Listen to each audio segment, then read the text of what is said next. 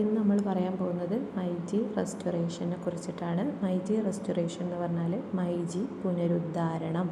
മൈജി പുനരുദ്ധാരണം. അപ്പോൾ നിങ്ങൾ ചിന്തിക്കും, എന്താണ് മൈജി പുനരുദ്ധാരണം, എന്തിനാണ് അതിന് മെയ്ജി എന്ന് പറയുന്നത് എന്നൊക്കെ. മെയ്ജി എന്ന് പറഞ്ഞാൽ ജപ്പാനിലുള്ള ഒരു ഭരണാധികാരിയുടെ പേരായിരുന്നു. ആ ഒരു ഭരണാധികാരി ഭരിച്ച കാലഘട്ടത്തെയാണ് നമ്മൾ മെയ്ജി കാലഘട്ടം എന്ന് പറയുന്നത്. ഇനി എങ്ങനെയാണ് മെയ്ജി ഭരിച്ചത്, എപ്പോഴാണ് മെയ്ജി ഭരിച്ചത്, എങ്ങനെയാണ് മെയ്ജിക്ക് ഭരണം കിട്ടിയത് എന്നൊക്കെയാണ് നമ്മൾ പറയാൻ പോകുന്നത്. അപ്പോൾ നമുക്ക് പാഠഭാഗത്തേക്ക് പോകാം. അപ്പോൾ നമുക്ക് ആദ്യം തന്നെ ആരാണ് മെയ്ജി എന്നും എങ്ങനെയാണ് മെയ്ജിക്ക് ഭരണം കിട്ടിയത് എന്നൊക്കെ ഒന്ന് ചുരുക്കിയിട്ടൊന്ന് പറയാം. എന്നിട്ട് നമുക്ക് ടെക്സ്റ്റ് ബുക്ക് വായിക്കാം. ഓക്കെ. അപ്പോൾ ഒരു കാലത്ത് ജപ്പാൻ ഭരിച്ചിരുന്നത് ആരായിരുന്നു? ഷോഗന്മാരാണ് ഭരിച്ചിരുന്നത്. അന്ന് ചക്രവർത്തിമാരുണ്ടായിരുന്നെങ്കിൽ പോലും അവർക്ക് എന്തില്ലായിരുന്നു? അധികാരമില്ലായിരുന്നു. അത് നമ്മൾ ആദ്യം പറഞ്ഞു അല്ലേ. ചക്രവർത്തിമാർ പണ്ടുണ്ടായിരുന്നു, പക്ഷെ അവർക്ക് അധികാരമില്ലായിരുന്നു. അധികാരം ആരുടെ കയ്യിലായിരുന്നു? ഷോഗന്മാരുടെ കയ്യിലായിരുന്നു. അങ്ങനെ ഇരിക്കെ 1853 ഒരു വിദേശ നാവികാധികാരി ജപ്പാനിലേക്ക് എത്തി. ഇദ്ദേഹത്തിൻ്റെ കടന്നുവരവിന് ശേഷം ജപ്പാൻ എന്ത് ചെയ്തു? ജപ്പാനിലെ ജനങ്ങൾക്ക്, അദ്ദേഹത്തിൻ്റെ ഇൻഫ്ലുവൻസ് കാരണം ജപ്പാനിലെ ജനങ്ങൾക്ക് എന്താഗ്രഹിക്കാൻ തുടങ്ങി? അവർ പുറത്ത്, അതായത് മറ്റ് രാജ്യങ്ങളുമായിട്ട് ബന്ധം വേണം എന്ന് ആഗ്രഹിക്കാൻ തുടങ്ങി. എന്തിനാണ് അവർ ബന്ധം സ്ഥാപിക്കുന്നത്? അവിടേക്ക് അവരുമായിട്ട് കച്ചവടം ചെയ്യാനും അവിടുന്ന് സാധനങ്ങൾ കൊണ്ടുവരാനും അതിനൊക്കെ വേണ്ടിയിട്ട് പുറത്തുള്ള രാജ്യമായിട്ടൊരു ബന്ധം വേണമെന്ന് ജപ്പാനിലെ ജനങ്ങൾക്ക് ആഗ്രഹം തുടങ്ങി. അങ്ങനെ ഇരിക്കെ 1868 ഗോകുൻ ഭരണത്തിന് അവസാനമായി. അങ്ങനെ ഗോകുൻ ഭരണാധികാരികൾ ഇറങ്ങിക്കഴിഞ്ഞിട്ട് ആരെന്നെ വീണ്ടും ഭരണത്തിൽ കയറി? ചക്രവർത്തിമാരെന്നെ വീണ്ടും ഭരണത്തിൽ കയറി. ഈ മാറ്റത്തെയാണ് നമ്മളെന്ത് പറയുന്നത്? മെയ്ജി റീസ്റ്റോറേഷൻ എന്ന് പറയുന്നത്. ഇതിന് ശേഷം ജപ്പാനിൽ വിദ്യാഭ്യാസവും അതുപോലെ തന്നെ സൈന്യവും ഭരണ സംവിധാനവും ഇതൊക്കെ എന്ത് ചെയ്തു? ശക്തിപ്പെട്ടു. വിദ്യാഭ്യാസത്തിന് ആൾക്കാർ പുറത്തേക്ക് പോകാൻ തുടങ്ങി. അതുപോലെ തന്നെ സൈന്യം ശക്തിപ്പെട്ടു. അങ്ങനെ രാജ്യം എന്ത് ചെയ്തു? വേഗത്തിൽ വളരാൻ തുടങ്ങി. ഇനി നമുക്ക് മെയ്ജി റെസ്റ്റോറേഷൻ എന്താണെന്ന് നോക്കാം. മെയ്ജി പുനരുദ്ധാരണം, അതാണ് മെയ്ജി റെസ്റ്റോറേഷൻ. അതായത് എന്താണ്? അവിടെയുള്ള വളർച്ച. മെയ്ജി വന്നതിന് ശേഷം, മെയ്ജി എന്ന് പറഞ്ഞിട്ടുള്ള ഭരണാധികാരി വന്നതിന് ശേഷം ആ ഒരു കാലത്ത് അവിടെ ഉണ്ടായിട്ടുള്ള വളർച്ചയെക്കുറിച്ചിട്ടാണ് പറയാൻ പോകുന്നത്. Japan was an Asian country that escaped from the foreign domination. അതായത് വിദേശ ആധിപത്യത്തിൽ നിന്ന് രക്ഷപ്പെട്ട ഏഷ്യൻ രാജ്യമായിരുന്നു ഏത്? Japan. Many countries tried to establish trade relation with Japan. പല രാജ്യങ്ങളും ജപ്പാനുമായിട്ട് വ്യാപാര ബന്ധം സ്ഥാപിക്കാൻ ശ്രമിച്ചു എന്നാണ് പറയുന്നത്. Commodore Matthew Perry, an American, arrived in Japan in 1853 and secured the right to have trade with them. അമേരിക്കക്കാരനായ കോമഡോർ മാത്യു പെറെ എന്ന് പറഞ്ഞിട്ടുള്ള ഒരാൾ 1853 ജപ്പാനിലേക്ക് എത്തി. എന്നിട്ട് എന്ത് ചെയ്തു? അവിടെ വ്യാപാരത്തിനുള്ള അവകാശം നേടിയെടുത്തു. The arrival of Matthew Perry changed the political history of Japan. ഈ അദ്ദേഹത്തിൻ്റെ വരവ്, മാത്യു പെറയുടെ വരവ് എന്ത് ചെയ്തു? ജപ്പാനിൻ്റെ രാഷ്ട്രീയ ചരിത്രം തന്നെ മാറ്റിമറിച്ചു എന്നാണ് പറയുന്നത്. അടുത്തത്, the shoguns were forcibly removed from the power in a movement in 1868 and the emperor returned to the power as the supreme authority. 1868 പ്രസ്ഥാനത്തിൽ ഷോഗന്മാരെ ബലമായിട്ട് എന്ത് ചെയ്തു? അധികാരത്തിൽ നിന്ന് നീക്കി. അതായത് 1868 ഈ ഷോഗന്മാർ, അന്നവിടെ ഭരിച്ചിരുന്ന ഷോഗന്മാരെ ബലം ഉപയോഗിച്ചിട്ട് അധികാരത്തിൽ നിന്ന് മാറ്റി. എന്നിട്ട് എന്ത് ചെയ്തു? ഭരണത്തിൽ ആര് ആര് കയറി? ചക്രവർത്തിമാർ കയറി. The city of Edo was declared the capital. അങ്ങനെ എന്ത് ചെയ്തു? എഡോ നഗരം തലസ്ഥാനമായി പ്രഖ്യാപിച്ചു. It was later renamed as Tokyo. അതിന് പിന്നെ എന്ത് പേര് മാറ്റം കൊടുത്തു? ടോക്കിയോ. നിങ്ങൾ കേട്ടില്ലേ? ടോക്കിയോ എന്ന് കേട്ടില്ലേ? അതന്നെ, ടോക്കിയോ എന്നുള്ള പേര് മാറ്റം കൊടുത്തു. ഫസ്റ്റ് എന്തായിരുന്നു പേര്? എഡോ എന്നായിരുന്നു. പിന്നെ അതെന്തായിട്ട് മാറി? ടോക്കിയോ ആയിട്ട് മാറി. This is known as the Meiji restoration. ഇതിനെയാണ് നമ്മൾ എന്ത് പറയുന്നത്? മെയ്ജി പുനരുദ്ധാരണം എന്ന് പറയുന്നത്. അപ്പം നിങ്ങൾക്ക് മനസ്സിലായില്ലേ എന്താണ് മെയ്ജി പുനരുദ്ധാരണം എന്ന്? മനസ്സിലായില്ലേ? അതായത് ഷോഗന്മാരെ എന്തെന്ന് അധികാരത്തിൽ നിന്ന് ഇറക്കിയിട്ട് അതിലേക്ക് ആര് തന്നെ കയറി? അധികാരത്തിൽ ചക്രവർത്തിമാർ തന്നെ കയറി. അന്നുള്ളൊരു ചക്രവർത്തിയുടെ പേരാണെന്ത്? മെയ്ജി. അപ്പം ഈ മെയ്ജി വന്നതിന് ശേഷം അവിടെ കുറേ മാറ്റങ്ങൾ കൊണ്ടുവന്നു. ആ ഒരു മാറ്റങ്ങളെയാണ് നമ്മൾ എന്ത് പറയുന്നത്? മെയ്ജി റെസ്റ്റോറേഷൻ എന്ന് പറയുന്നത്. മെയ്ജി കൊണ്ടുവന്നിട്ടുള്ള പുനരുദ്ധാരണം എന്ന് പറയുന്നത്. ഇനി ചേഞ്ചസ് ഇൻ അഡ്മിനിസ്ട്രേഷൻ, ഭരണത്തിലെ മാറ്റങ്ങൾ. ഈ മെയ്ജി വന്നതിന് ശേഷം അവിടെയുള്ള ഭരണത്തിൽ എന്തൊക്കെ മാറ്റങ്ങളാണ് വന്നത് എന്നാണ് നമ്മൾ നോക്കാൻ പോകുന്നത്. അപ്പോൾ നമുക്ക് നോക്കാം.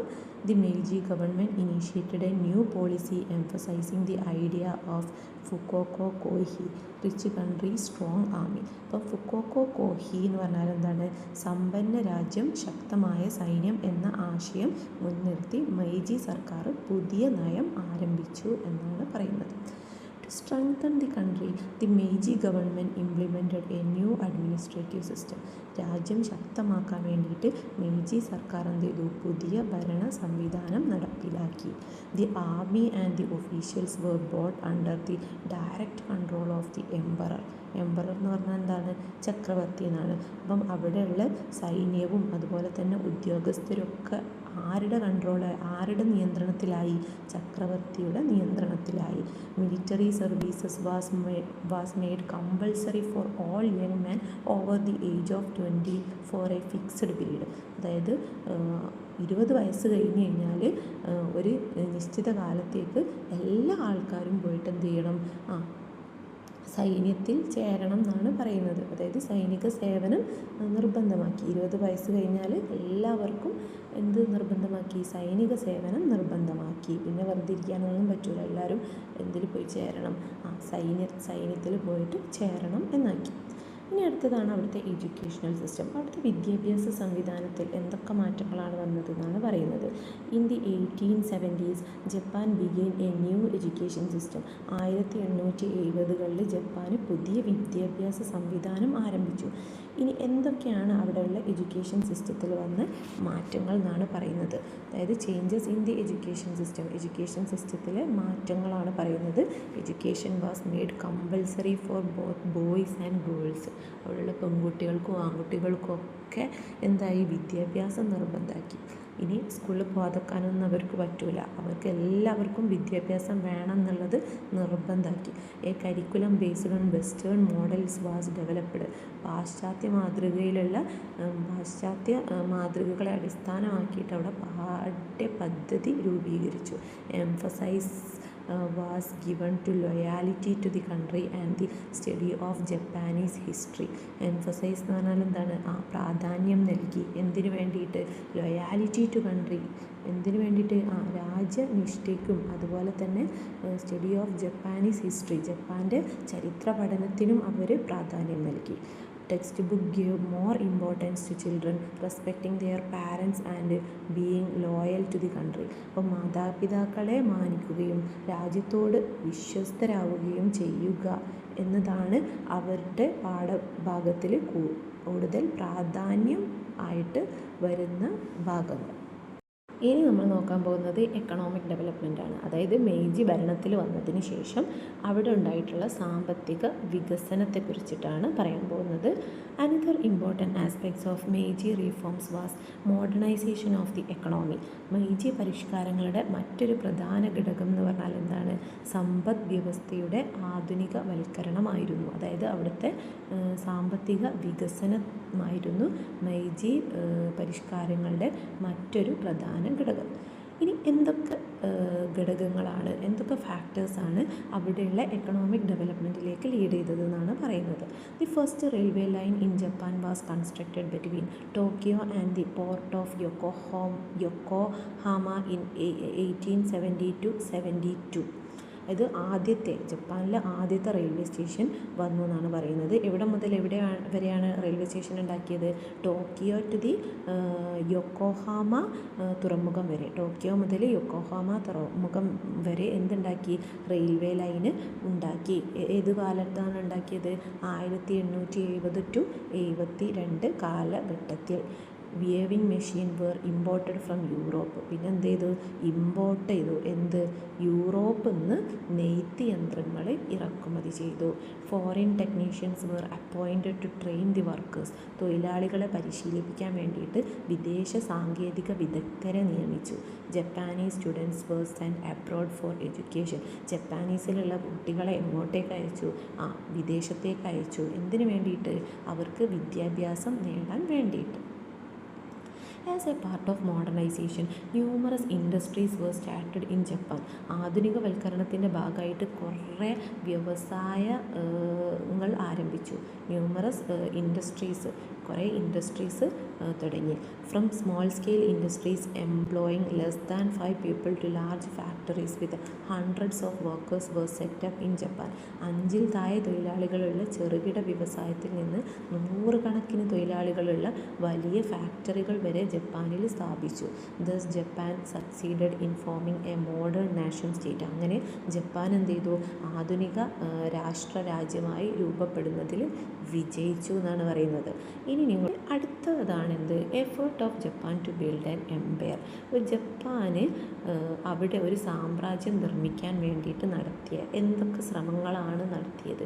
എന്തൊക്കെ ശ്രമങ്ങൾ നടത്തിയിട്ടാണ് ഒരു സാമ്രാജ്യം നിർമ്മിച്ചത് എന്നാണ് ഇനി പറയാൻ പോകുന്നത്. A nationalism centred around the state emerged in Japan with the Meiji restoration. Meiji പുനഃസ്ഥാപനത്തോടെ രാജ്യകേന്ദ്രിതമായ ദേശീയത ജപ്പാനിൽ ഉദയം ചെയ്തു എന്നാണ് പറയുന്നത്. Japan engaged in war to expand its empire to China and other Asian region. ചൈനക്കും മറ്റ് ഏഷ്യൻ പ്രദേശങ്ങളിലേക്കും അതിൻ്റെ സാമ്രാജ്യം വിപുലീകരിക്കാൻ വേണ്ടിയിട്ട് ജപ്പാൻ എന്ത് ചെയ്തു? യുദ്ധം ചെയ്തു. It established a colonial empire by conquering neighboring countries Taiwan and Korea. തായ്വാനും കൊറിയയും ഉൾപ്പെടെയുള്ള അയൽ രാജ്യങ്ങൾ കീഴടക്കി ജപ്പാൻ ഒരു കോളനി സാമ്രാജ്യം സ്ഥാപിച്ചു. Despite being a small country, Japan defeated both China and Russia. ചെറു രാഷ്ട്രമായിരുന്നിട്ടും ജപ്പാൻ എന്ത് ചെയ്തു? ചൈനയെയും റഷ്യയെയും ഒക്കെ പരാജയപ്പെടുത്തി. വല്ലാത്തൊരു ജപ്പാൻ അല്ലേ. അടുത്തത് വേൾഡ് വാർസ്, ലോക യുദ്ധങ്ങളെ കുറിച്ചിട്ടാണ് ഇനി പറയാൻ പോകുന്നത്.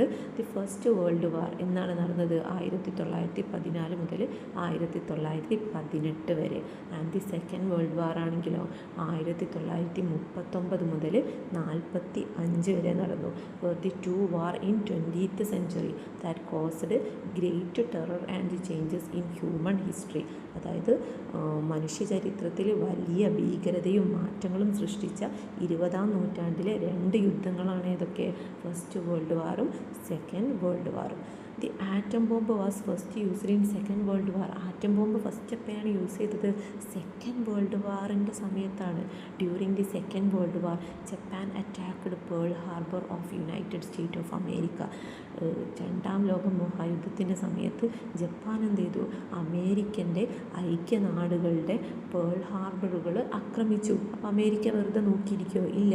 This lead the United State of America to drop atom bomb on Hiroshima and Nagasaki in Japan.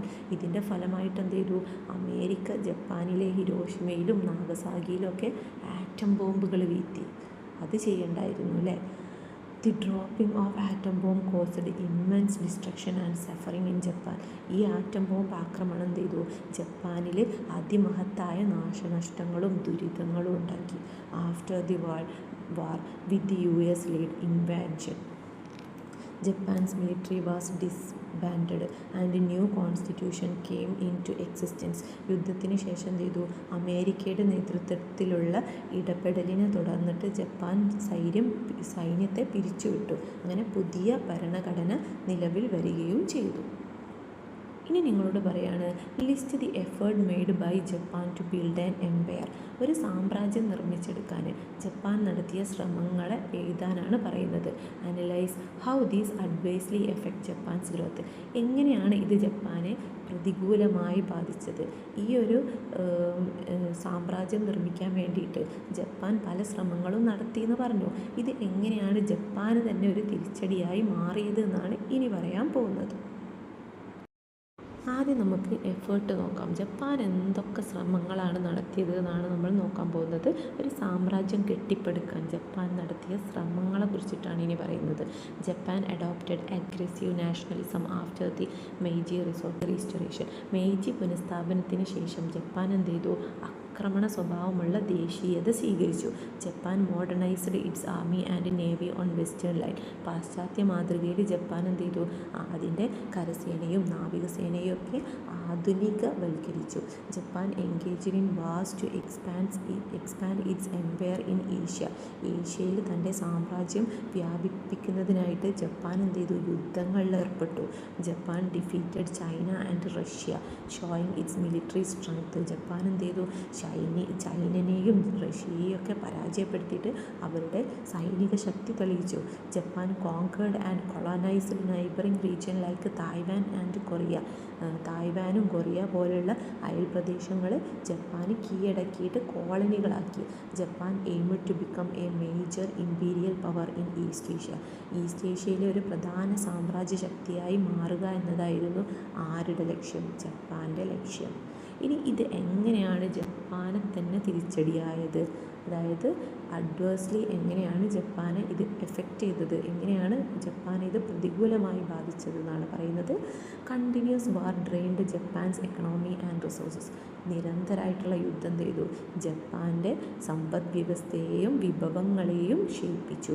Heavy military spending reduces fund for social and economic development. അമിതമായ സൈനിക ചെലവ് സാമൂഹികവും സാമ്പത്തികവുമായ വികസനത്തിനുള്ള ധനം കുറച്ചു. അതായത് അവരുടെ കയ്യിലുള്ള പൈസയൊക്കെ പോയി. Expansionist policies published Japan in to second world war. വ്യാപന നയങ്ങൾ ജപ്പാനെ രണ്ടാം ലോക യുദ്ധത്തിലേക്ക് തള്ളിവിട്ടു.